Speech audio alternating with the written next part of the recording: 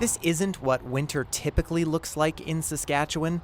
Then again, this winter was anything but typical. The warmer and drier weather was the likely result of a recurring weather phenomenon. I think the main agent at work there was El Nino. It was a strong El Nino that formed this winter as forecast. El Nino is the warming of Pacific Ocean waters near the equator off the coast of South America. The warm water warms the air, which then surges northward into Western Canada, enough to make some parts of the prairies more than 6 degrees warmer than normal through December, January, and February. In fact, nearly all of Canada was above normal during that same period, rare for any winter, El Nino or otherwise. If you look at a map of ocean temperature anomalies, it's absolutely seemingly off the charts. And that, says this climate researcher, means climate change is likely also at play. And this larger background that is impacted by climate change, I think really sets the scene for amplifying the signal of El Nino.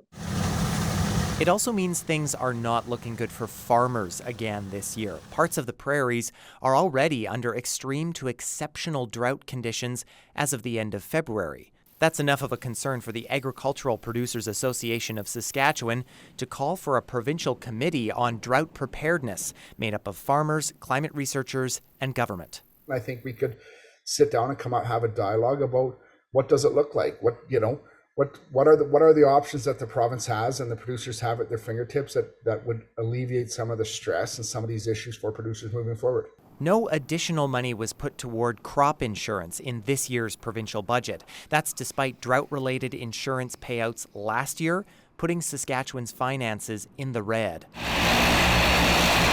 The government has committed $170 million over 2 years to pay for more water bombers to fight forest fires. But the first of those planes won't be here until next year. Meanwhile, over 100 fires burned through the winter in parts of Western Canada.